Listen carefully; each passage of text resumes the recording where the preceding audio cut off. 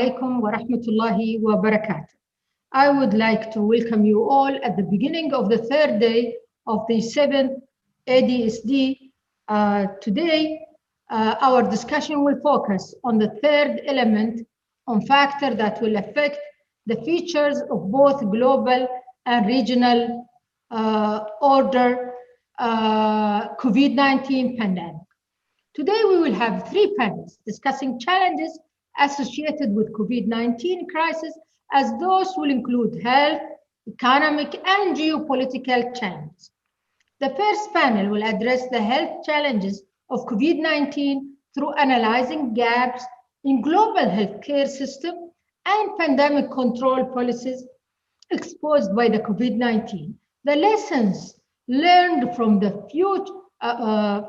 pandemic, so we can prepare ourselves better for the future threats of lethal viruses globally, and the role of technology in developing health infrastructure. To discuss this topic, we are pleased to host two distinguished health experts, Dr. Shoba Suri, Senior Fellow, Observer Research Foundation, and Dr. Mahshid Abir, Senior Physician Policy Researcher at the RAND Corporation. I would like to welcome the two speakers and thank them for accepting our invitation to take part in this panel specifically. I also would like to welcome those who are attending the panel on the Center's account on all various social media platforms, as well as on its YouTube channel and via Zoom application.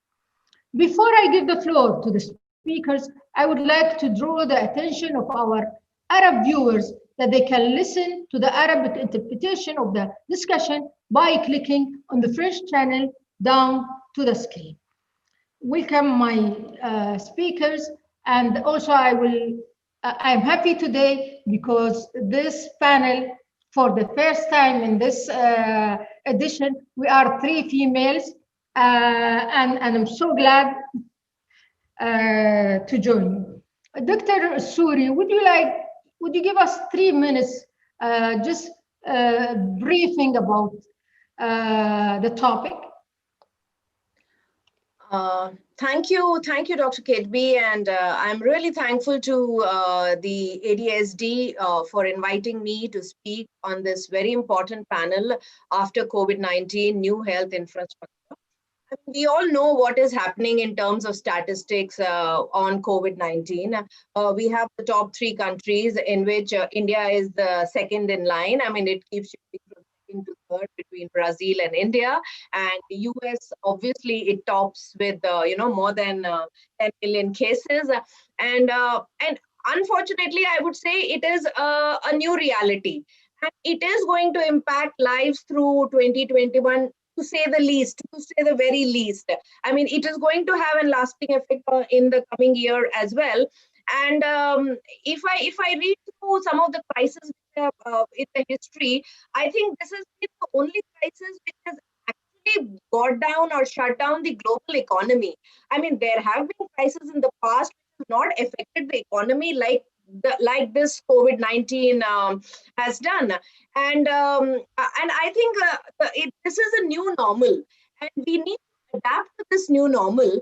And there has to be a specific focus, in terms of the immediate or the medium-term scenario when we look at the point of health infrastructure.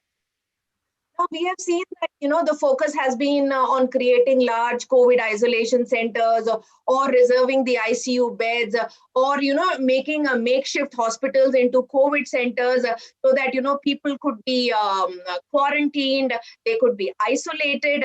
But then on the other side, we see that the resources which have been, devoted for other critical healthcare services, like, screening of cancer and all, have quite got tripled. And the other health problems have kind of got neglected because of the coronavirus. And if I specifically speak for India, there has been a lot of input in terms of health infrastructure. There has been a lot of money which has been, put in. But the way it has been spent, the priorities, that is being different. And it also differs from state to state, what each state government wants to spend on, what their priority is on.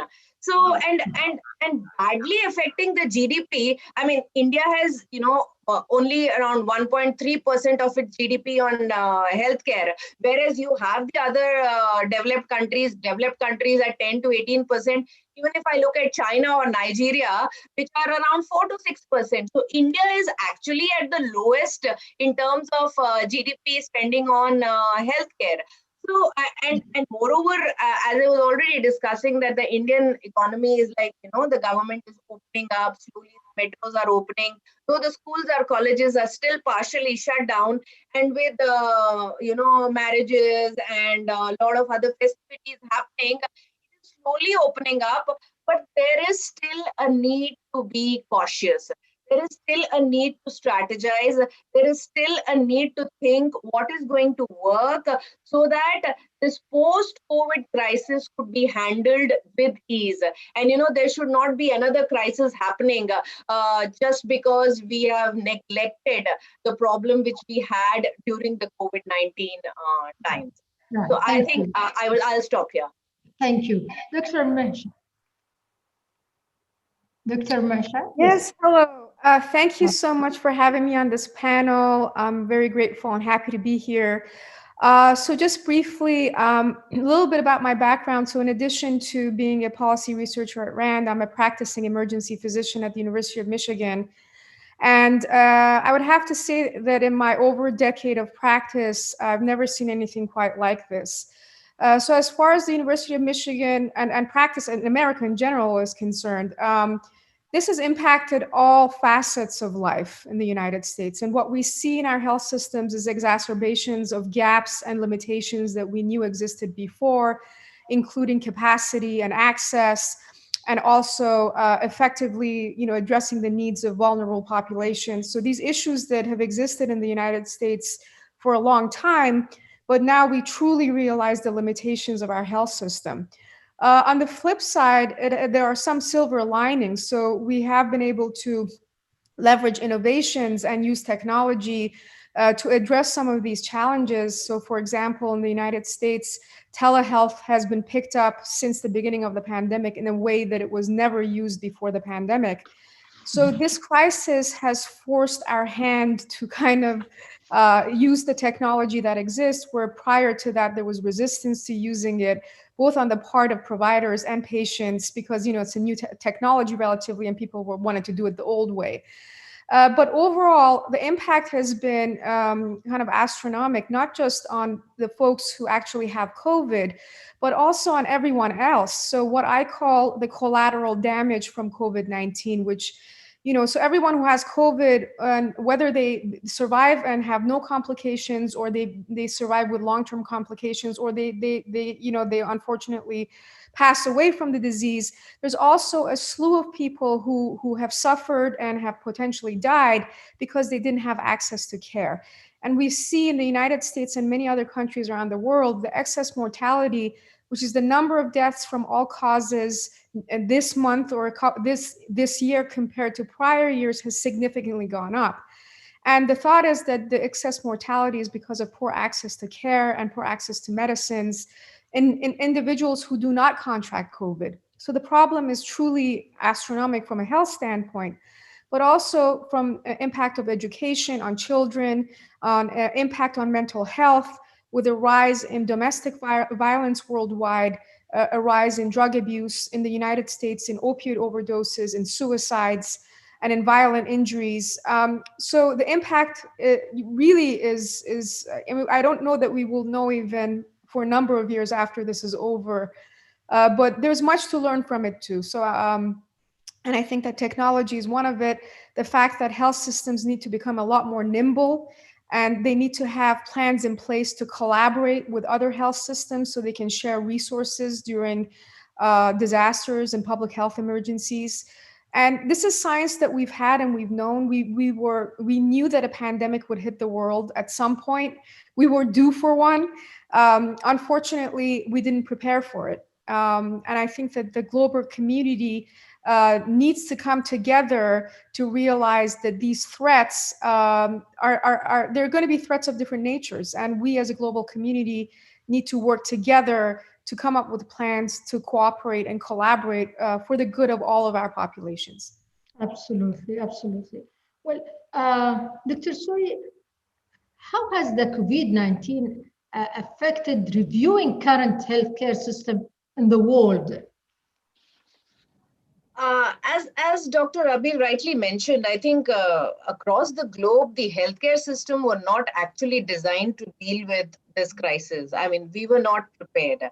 And it's very unpredictable. It's a large-scale health challenge that actually requires urgent, mobilization of resources, and it actually affects the whole population.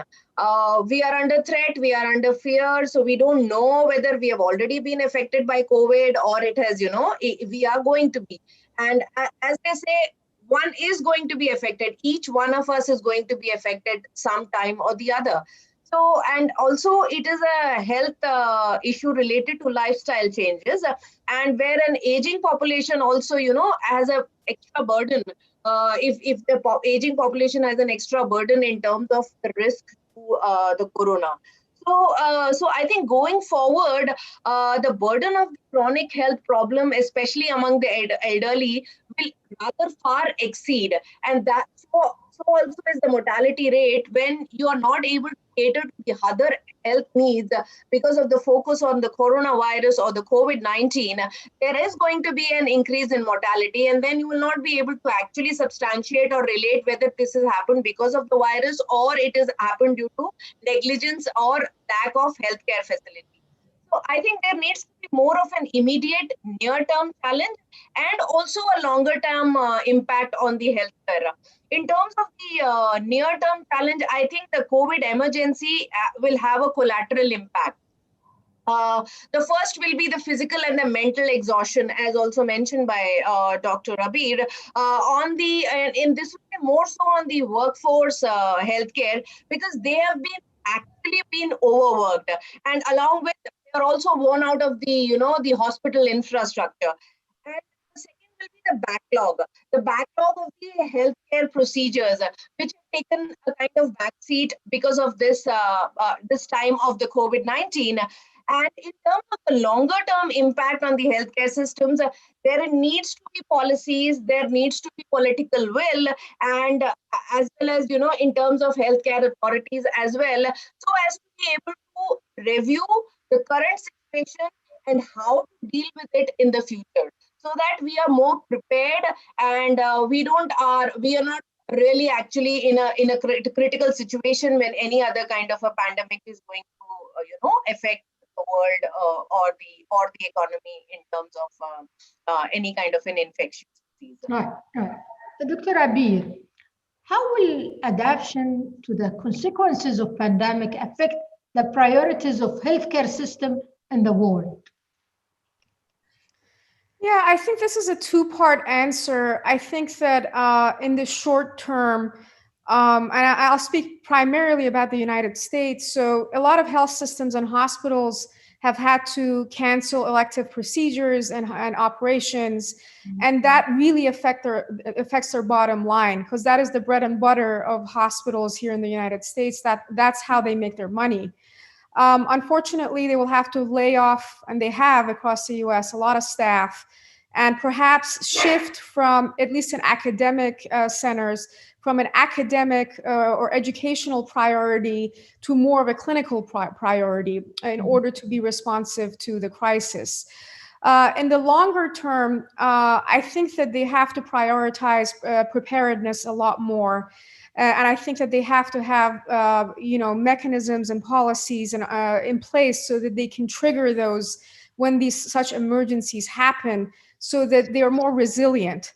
So that now, even before this pandemic ends, hospitals have to come up with provisions to be able to ensure access and care delivery to their baseline population of patients.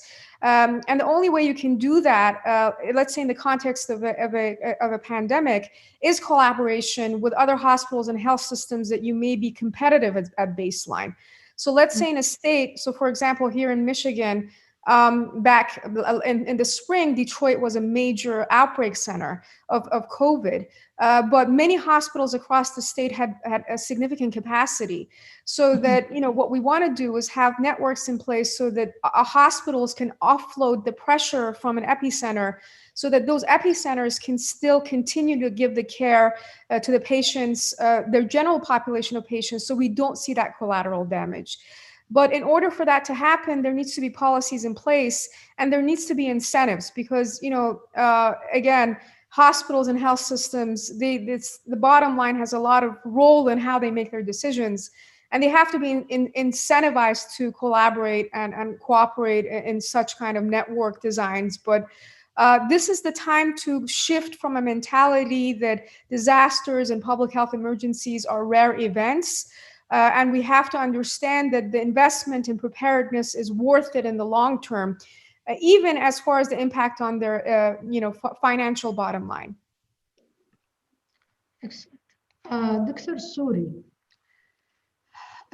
COVID-19 has shown that development needs to be comprehensive in scope, so that countries can be sufficiently ready to deal with the spread of pandemic, as all development sectors are bound to be adversely affected by the situation. How can we design a healthcare system that can support the process of comprehensive development? And this is will be also the same question to you, Dr. Abir. Dr. Suri? That's quite a long question. Yes, but take the last part. Yes, I mean, COVID-19, if you say the pandemic has also exposed the weakness in our health systems, that is it's a great need to be addressed. It has also exposed the gaps and the weaknesses, and there is a need for changes for a sustainable health system that puts people first.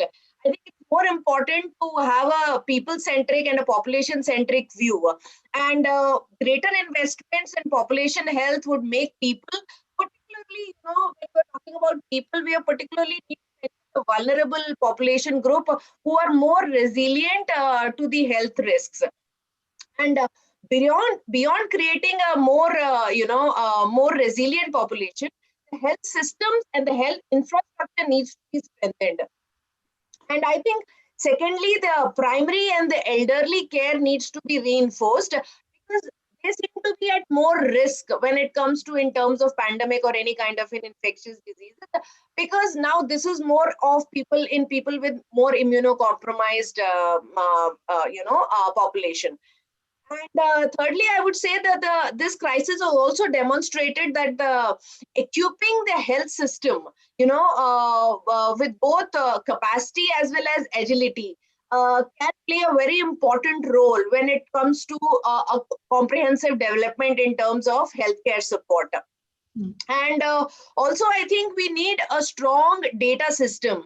When we look at the data system, the health data system, there is a lacunae. In terms of the actual data coming from the community, what is the situation? That needs to be, that monitoring capacity needs to be strengthened, so that we have more correct information coming, so that some kind of a approach or some kind of a development could be worked out. And this crisis has actually, brought in the telehealth as well as the digital innovation. It has really been, at the forefront, specifically when we talk about robotic devices or artificial intelligence. They track the virus, track vaccines, to predict whether a vaccine would be there, to predict what are the possibilities of, the cases coming up or the deaths happening. I think along with technology, the telemedicine has also really worked. It is now much more easier to communicate with your specialist or with your doctor, and also get an advice. It's become a easier and a two-way process. And lastly, I would say having a successful vaccine and bringing it on to the population around the globe will provide looks like the only real exit. I mean, it's not a sure shot exit strategy, but that actually looks like a real exit strategy in terms that success is not guaranteed, but that could be one possibility.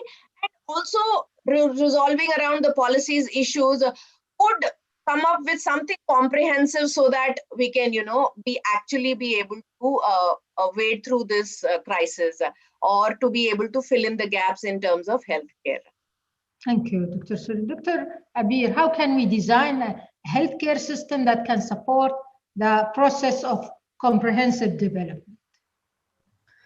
I agree with much of what Dr. Suri said. I think that the one thing that I'll add is that I think health systems need to take a data-driven approach to evolving in the future. And what I mean by that is they need to continuously collect and analyze data from their own health systems and populations to understand the needs of their populations and adapt to that. And that takes continuous data collection and data analysis so that you can adjust your strategic priorities accordingly as a health system. And that also means that with the changing geopolitical system, geopolitical kind of landscape around the world, that health systems can really kind of stay a step ahead of what's going on in the world so that, again, they can be effectively and efficiently responsive to those needs. So I think that a data-driven approach to healthcare system and healthcare delivery redesign is going to be critical. Excellent. This time I will start also how can we separate, Dr. Abir, between a pandemic and the politicization of crisis by some global powers as happened during COVID-19 crisis? Yeah, so that's a very unfortunate kind of situation that's going on and has been going on for months. And I have to say, I think that it has led to unnecessary morbidity and mortality because of a misinformation that's going on. I think what it would take is a massive public health education campaign from a reliable resource or a collaborative group of reliable resources that continually provide evidence-based information to the populations across countries. And we need to do that because we need to counter the misinformation campaign that's going on in the world. And it needs to be aggressive and it needs to be continuous. I feel like that has been lacking. I think that there has been efforts, one-off efforts on the part of different countries, but I think that there needs to be a global effort so that, again, probably most effectively a group of reputable organizations putting out information about importance of mask wearing, social distancing, and if and when we have an effective and safe vaccine, providing that information to a population in a way that is understandable by the layperson so that they can trust the vaccine in the future and they do take the vaccine. So I don't know that we've done a good job with that. And unfortunately, I think that it has and will continue to have tremendous consequences and adversely affect outcomes across the world. Thank you. Dr. Suri, what is your take here? I mean, when it's very strange when, the WHO DG also says that politicization of the coronavirus has made it worse. Yes, pandemic is accelerating, and this has been a universal process. I mean, even if you look at the other pandemics or crises which have happened in the past, be it the SARS or the Zika or the Ebola, I mean, the same thing has happened. It has been political and, the burdensome to the marginalized population. I mean, even if we go back to history and looking at, this is different. This is not a normal thing. COVID-19 is a bit different and the situation needs to be analyzed in a different way and not politicized. And, it is in a way not good to look at it from that angle. I mean, I was just reading through some of the earlier, crisis situation, and I came across this history. I just noted down somewhere that there was this highly politicized debate over infections during the Korean War, when the allegations of the biological warfare had led to an international investigation. So, politicizing things, especially in terms of crisis situation or in terms of pandemic, is actually making it more worse. I mean, you need to look at a way how you can solve the situation instead of giving it a political angle and making it worse than it actually is. So I think that is something global powers have been doing and need to be looked at. It has been, I mean, Trump called it the Chinese virus, Yeah. and By and giving there it is names, I mean, by giving it different yeah, names, I mean, yeah. you are actually, kind of creating a more troublesome atmosphere rather than working towards, solving the situation. International cooperation in terms of working towards one goal is somewhere missing when you politicize something, especially like a crisis or a pandemic. I mean, that's the worst one could do. That's right, and also a lot of conspiracy theories came also to because it's something we did not witness before. I mean, yes, you Yes. mentioned SARC and this, but the wide range of the pandemic, the lockdown everywhere, and Yes. the impact on the economy and the politics, on everything, not only the health. This is what made people, I mean, trying to explain what I happened. mean, healthcare has been affected, but I think economy being shut down because of this is something new. I mean, this has not happened before. So there Yeah, has to be some other way to look at it to be able to solve the solution, to bring about a solution. I mean, to yeah, that's why lessen the it's burden. not only, as you mentioned, it's not only economy. I mean, it's a psychological, social, it's Mental, yes. a lot of dimension. That's why this is a, I call it a complicated health crisis. It's not only related to health. Now, Dr. Abir, which healthcare systems in the world have proved successful during COVID-19 crisis from Europe?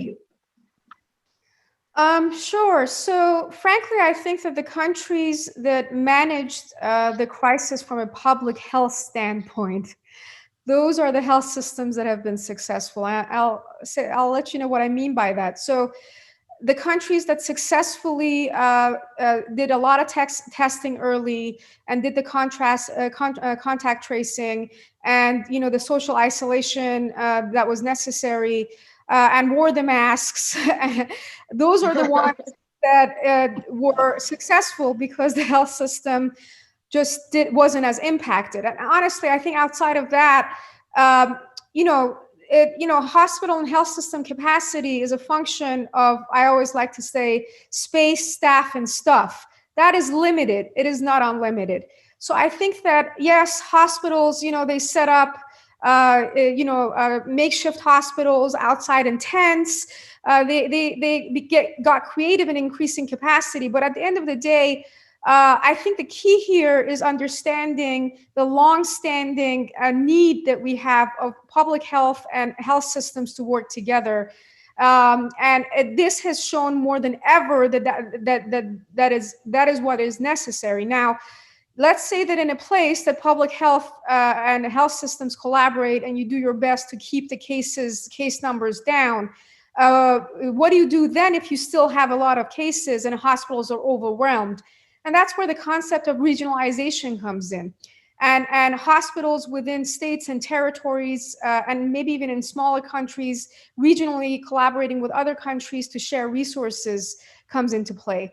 So somehow globally creating incentives for collaboration instead of severe competition, like we saw for competition for personal protective equipment and ventilators that we saw in the spring, and undoubtedly we're going to see again during the winter.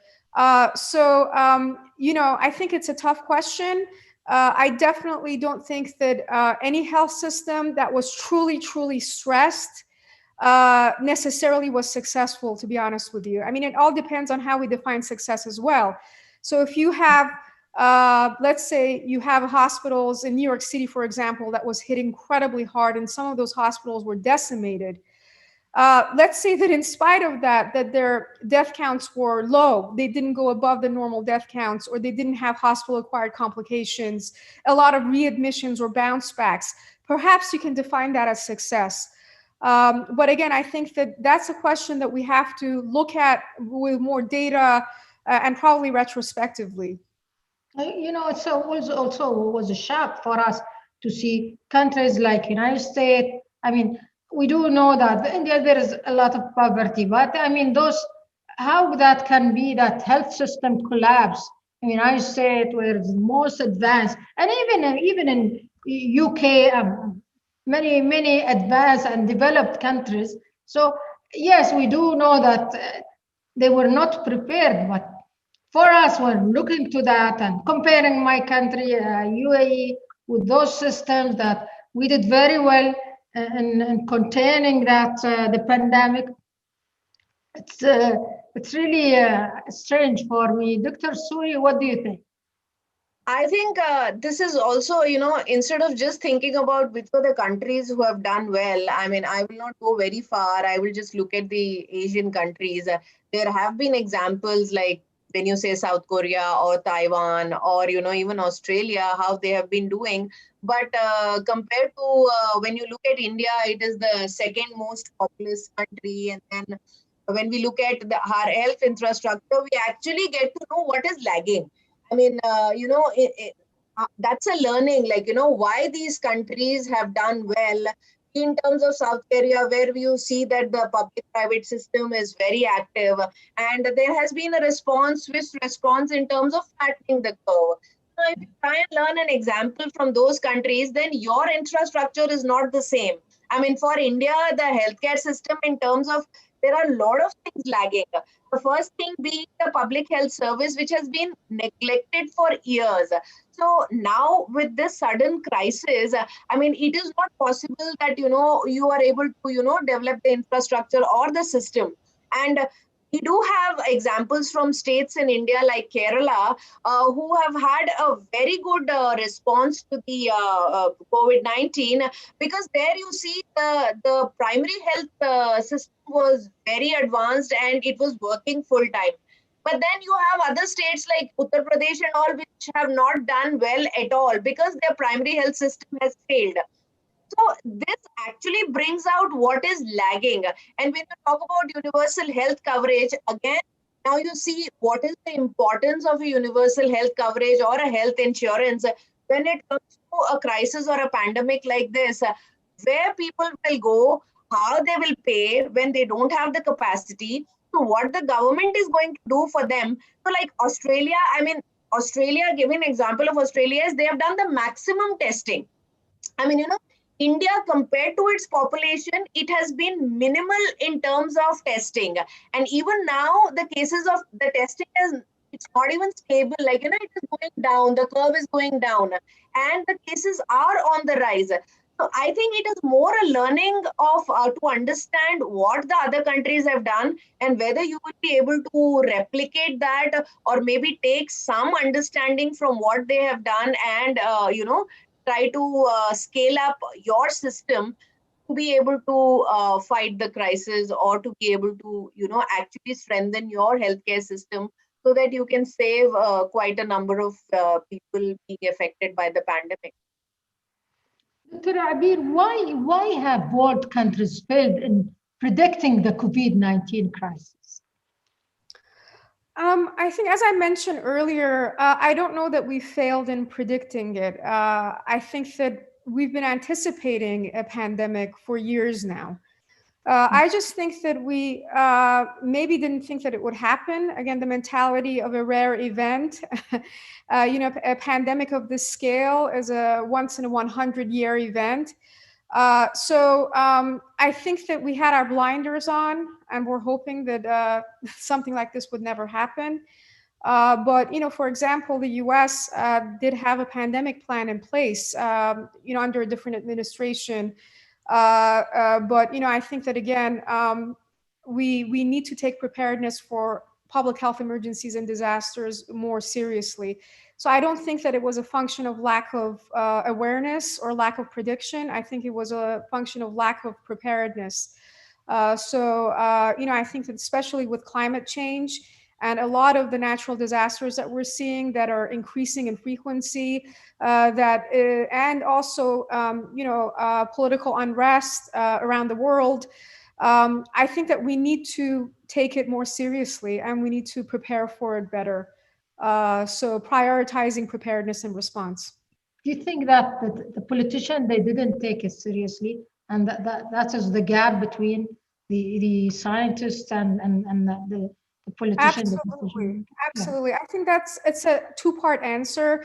I think generally, from an academic standpoint, and this is coming from someone who studies health policy, I don't think that we do a very good job of translating science to policy and for the policy maker audience. So I think that some groups generally do that well. I think that on the whole, I think we do a poor job of communicating science to not just policymakers, but also to lay people. And that ties in with your earlier question of misinformation. I think if we did a better job of that, of communicating science, maybe we could counter misinformation. And in the same way, communicate the importance of, let's say, preparedness and response to policymakers. And the other thing is, and again, I'll talk about the US, I can't imagine it's any different anywhere else. In our country, the cycles of investment on the part of the government in preparedness and response has been a really, really bad thing happens. And then suddenly we get energized to invest a whole bunch of money in preparedness and response. And a year later or 2 years later, we forget about the event. And then we start prioritizing other things. So again, it's a function of rare events, but with massive consequences and very expensive. But again, no one predicted that there would come a day that we would have to deal with a public health emergency that would affect not just, let's say, our entire country, but the whole world. I think that we have to kind of use this time to convince policymakers and governments to invest more and use this opportunity to understand the importance of translating science in a way that is usable for policymakers and with the broader population. Dr. Suri, what do you think? I very much agree, but the thing is, like, we didn't predict it, but there has been a pandemic. Every 100 years you do have a pandemic, and those people keep changing. I mean, and there are not much of interventions to say, okay, this kind of a pandemic will have this kind of a response, or we actually don't know what is the consequences. There's so unpredictable consequences, and I feel that there needs to be better investment. There are a lot of crisis and disaster management plans on paper, but what is the political will, and how much are the policymakers, how much is the priority list of the policymakers makes a lot of difference. Having a plan and having an action plan is quite different. You have a policy, but then what is the action plan? I mean, if you're not going to put the policy into perspective, nothing is going to work. Every year we have natural disasters.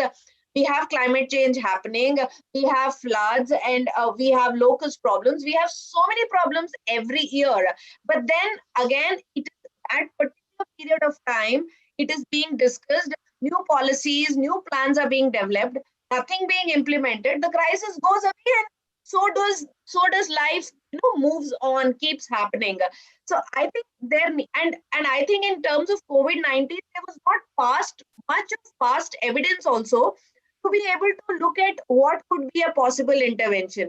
I think SARS-2, there was quite a little data which was available, but then there was not much of data to be, a data-centric policy to be developed, or to be develop an action plan of what could actually bring down this crisis and how the world could be saved from this pandemic.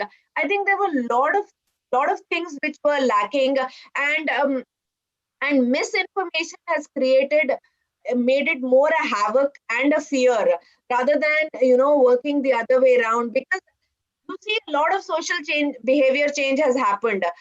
People are wearing masks, people are trying to maintain social distancing, people are isolating themselves. But then this has to be actually culminated into a practice so that there could be better interventions to look at a crisis like situation whenever it strikes, whenever it strikes, because you cannot predict it, but you should be prepared for it. Thank you. Dr. Abir, has World Health Organization been efficient in coordinating global efforts against the spread of COVID-19 pandemic?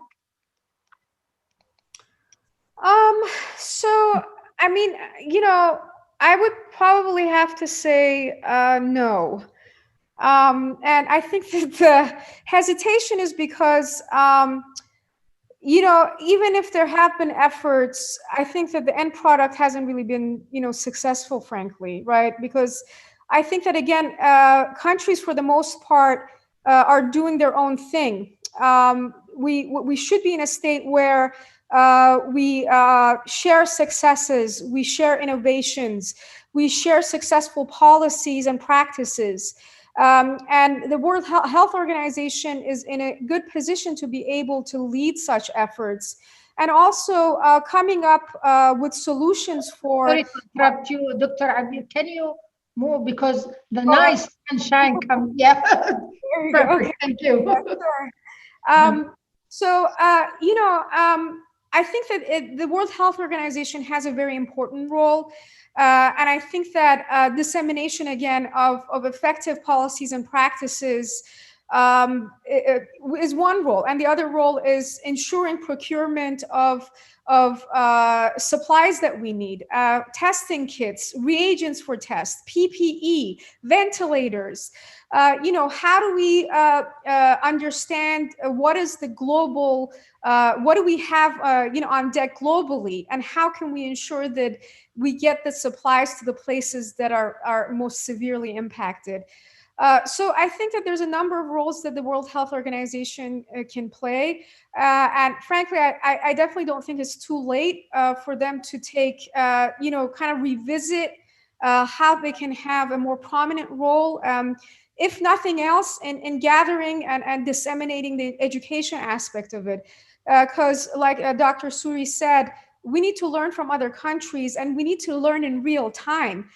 So we don't have time for a post-mortem or after-action report, and we need to be doing an intra-action report.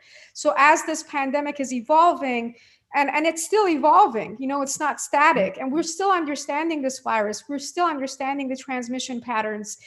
We still don't have effective therapeutics, we still don't have a vaccine. So I think that we need to understand globally, more so what's going on. We need to have a kind of a one place, one-stop shop of information, so that everyone knows where the world is and that we're not duplicating efforts. Dr. Suri, I think also the contradictory messages coming from WHO, this is also make people confused. Dr. Suri? I totally agree, because I think WHO is just giving us information day in and day out. It is talking about statistics. It is not actually giving us any short solution. I mean, they have to kind of effectively look at applications of tried and tested measures or interventions or public health measures which could actually be able to, curtail the pandemic. But they are more of an information house talking about what's happening, what each country is doing. But then they need to pick up the best practice and try to apply it in, the other settings, so that one can actually scale up if there is any positive intervention. And secondly, most of the countries, they are acting as per their government or as per their society response. I mean, because every situation is different, and there needs to be a right preparedness infrastructure in place. Because if you don't have a preparedness infrastructure, it will be very difficult to put through something, put through some action, so that actually some intervention works or some don't work. We need to have an infrastructure where we can actually show some action is happening. And I think there are some essential steps which the country should take, which have been cleared by WHO, but how those actions will work has not been, neither has been tested by WHO or nor any of the countries who have tested it. Like you will actually say that, you can pick up example from Australia or any of the Asian countries, or for that matter, US or any of the European countries. Now you see a second wave has come up in Europe. There have been lockdowns again. So like India, sitting in India, I wonder, maybe the same thing is going to work for me, or it is not. I mean, how my government is going to respond to the number of cases, we actually don't know. And there are no single directive from WHO. If there is a single directive, the 192 plus nations will actually follow, and there will be a solution. So I think they need to be more proactive when it comes to handling this pandemic. They have tried, but then it is not more of information giving, it is more of solution giving of how this pandemic could be overcome and how situations could be at least eased, if not, completely evaded, but how the situation could be at least eased. And we all look up to WHO. We all look up to WHO. I look up to the press briefings. I read what Tedros is saying. But it is nothing new. I mean, it is nothing new. Well, what about the new Dr. Abir? Now we covered the pandemic. We move to the vaccine to cure that pandemic.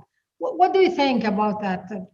Pfizer announced about the vaccine they reached, how it can be, how fast it can be applied and moved, bearing in mind that it needs minus 80 degrees to store it.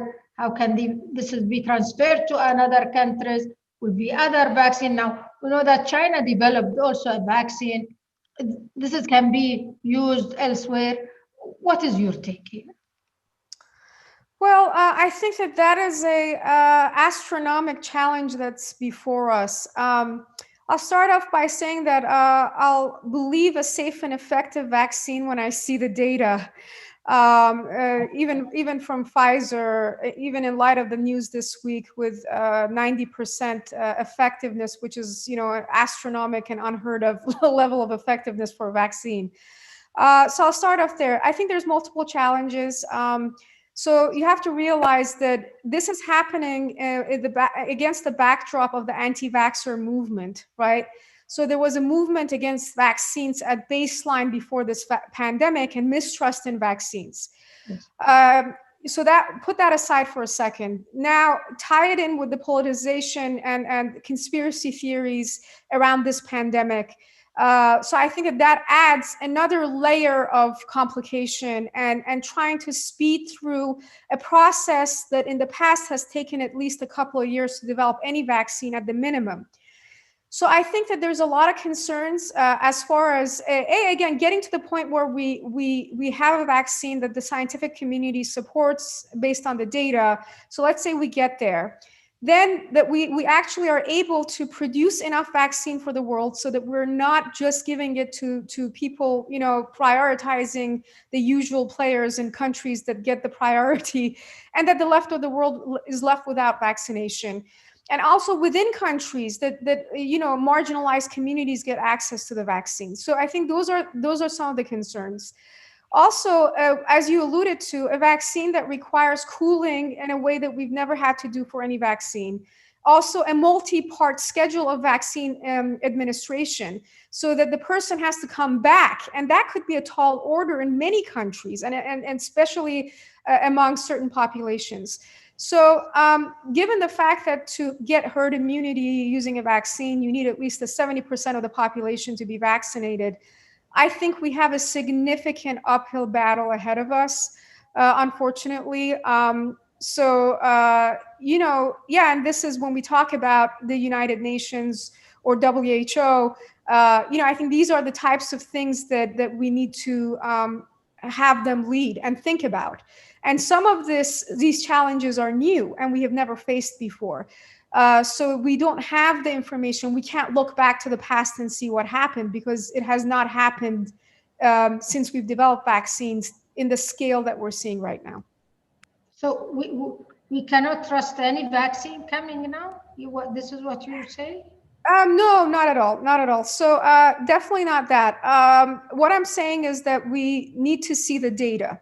And once we see the data, and I think that we need to look to reputable organizations like the CDC and the WHO to put the stamp of approval and then launch a public health campaign translating what that means to the average person so that people are willing to take it. So I'm very concerned about what will be a massive hesitation to take a vaccine because the misinformation campaign started before there was ever a vaccine developed. So I for one, and because I'm a frontline provider in the United States, there's already whispers that we will be some of the first people who will get it. So me and my colleagues will be in the position to decide whether or not we want to take a vaccine. And yes, I will take it if the data supports it, 100%, but I have to see the data. Yeah. Thank you. Dr. Suri, what do you think? I think you will take it. I think it's much awaited. I do understand, but then when we talk about efficacy of a vaccine, that needs to be translated into something a layman can understand. And when I talk about India, I mean, even in terms of simple immunization, there are so many misinformation because we have a big rural-urban divide in our country, and the marginalized or the people who are actually need to get are sometimes unable to access some of the much needed vaccinations which are required, be it for the children. So I think when we talk about vaccine coming in, it's most welcome. But then what are the pros and cons which are attached to a vaccine? Who is going to get it? What is the cost of it? How it is going to be distributed? Who is going to be getting it first and who is going to get it later? What are the priorities? I mean, is the government going to pay for it? Is it a one-time shot or the person comes back again? There are a lot of questions surrounding it. So I think we need to understand coming of a vaccine is different to understanding how effective that vaccine is going to be. If that is going to be the short solution, if they say that the Pfizer vaccine is 92% effective or 94% effective, so how much that efficacy or that efficiency is going to convert in terms of your country and the needs of your country, that is a big challenge.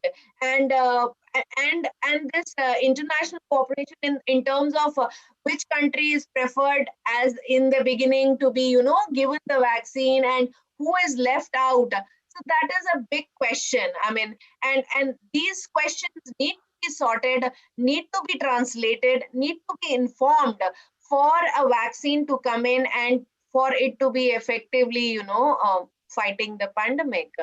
I mean, those are big questions which are there in my mind, and I'm sure everybody is thinking about the same. You will take the vaccine? I don't know. I still have a lot of questions in my mind. Whether I be a part of that herd immunity or not.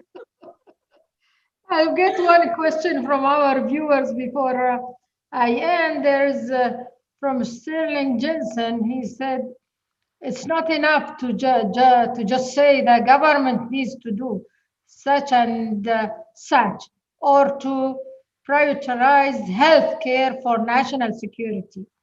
Why do you think healthcare policy experts are not convincing to national security policy makers? Why you cannot convince them? I didn't get your question. Who is not able to convince whom? As a policy, why you cannot convince the policy makers? He's saying, he's asking. Our job is to convince the policy makers, but then everybody has priorities. Every government has a priority. They do invest a lot of money into healthcare, but then they have to prioritize what comes first. And it is unfortunate that we have not invested for a pandemic. We have not invested in our healthcare infrastructure to handle a pandemic of such a big scale. I mean, we do handle other healthcare situations. So according to priority, it's not on the convincing. It is now how much is being invested, and a lot more is needed. be invested to have a resilient population in terms of to be able to overcome not only a pandemic, but any other kind of a healthcare situation. So it is not that they don't want to listen, but there could be a situation where they themselves are not in a position to be able to actually prioritize what comes first and what. Now in this crisis, I would say that the non-communicable diseases are being most affected, and it is on the rise, but then they are being neglected because of this pandemic situation. Now in terms of cancer, this cancer screening, they are like kind of they have suffered a lot in terms of being in terms of this pandemic. So it is depends on what is a priority, what needs to be handled first. But yes, definitely we try to push through that healthcare needs more investment. It is there in the hands of the policymaker and the government to make a decision. What we can do from our end is just to push the situation and put in a recommendation which is more people-centric and more in the healthcare benefit, benefit for the population overall. Dr. Abir, since you are in RAND and this is the think tank which is mainly giving its recommendation to the government, what is your take in this regard? I think that, that is the bread and butter of RAND. And I think that we do a good job of translating data into policy. I think it's going to take a lot more. I think that there needs to be, a greater global effort. It's not going to take just one organization. There are other think tanks as well that obviously do a good job. In academia, there are places that do a good job. But I think that ultimately it's going to take more of an en masse effort to stress the importance of the role of health and national security of any nation.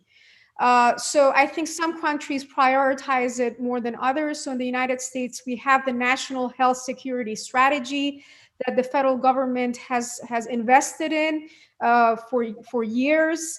Now, the issue again is, depending on the administration, whether or not we rely on the evidence base that we built based on the National Health Security Strategy. But I think that there is an opportunity here, and the opportunity is that in the setting of a crisis like this, for the global community to understand that health can be a major national security issue. So, for example, when Ebola was a problem back in 2014, I mean, not that it is still a problem in Africa, but it became more of a global issue. It still was nowhere near the scale of now. So that wasn't enough to shake the world to understand how important health is in security. I think this is an opportunity, and perhaps, if there's a convening of health policy thinkers to come up with recommendations around how to take a body of evidence and translate that to policy or convincing memorandum for policy makers, I think that would be a great step. Dr. Abir, Dr. Suri, it was a great pleasure hosting you with us, and hope by the next year when our conference is holding, when we get rid of this pandemic and we host you, not virtual, but factual in Abu Dhabi. And we hope that we reach the vaccine which you trust, and then we will trust. Thank you very much. And I will remind our viewers that the next session about the economy after COVID-19, the trajectory of international order, it's coming after half an hour. Thanks a lot. Thank you. Thank you so much. Thank you. Thank you.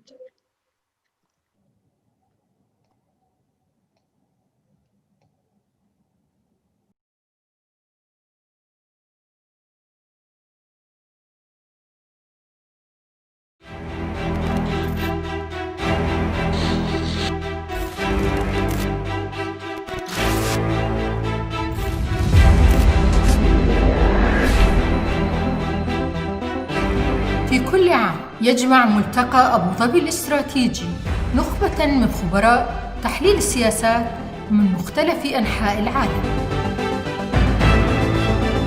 لقراءة المشهدين الدولي والإقليمي بعمق وللتنبؤ بمسارات التحولات والقضايا المهمة في العالم. وفي هذا العام وبرغم التباعد الذي فرضته جائحة كورونا، إلا أن مركز الإمارات للسياسات حرص على تنظيم ملتقى أبو ظبي الاستراتيجي في نسخته السابعة في موعده عبر عقد جلسات افتراضية تحت عنوان تفكيك الواقع المعقد، النظام العالمي الجديد، حيث سيناقش الملتقى عالم ما بعد الانتخابات الرئاسية الأمريكية من حيث تأثير نتائج هذه الانتخابات في النظام الدولي وفي عودة التنافس الدولي على الشرق الأوسط. ويطرح الملتقى هذا العام أيضا تفكيك شفرة الشرق الأوسط بعد معاهدة السلام الإماراتية الإسرائيلية، وكيف ستعيد دول الخليج العربي حساباتها الجيوسياسية بعد هذه المعاهدة، كما تحتل جائحة كورونا وتداعياتها جزءاً مهماً من نقاشات ملتقى أبو ظبي الاستراتيجي السابق، خصوصاً استشراف طبيعة الاقتصاد العالمي ما بعد كورونا وتأثير الجائحة في التحولات الجيوسياسية الدولية وفي الأنظمة الصحية في العالم. ملتقى أبو ظبي الاستراتيجي يأتي هذا العام يحاول الإجابة عن تساؤلاتكم ومقاربة شواغلكم في هذه الفترة الحرجة التي يعيشها العالم، فأهلا وسهلا بكم.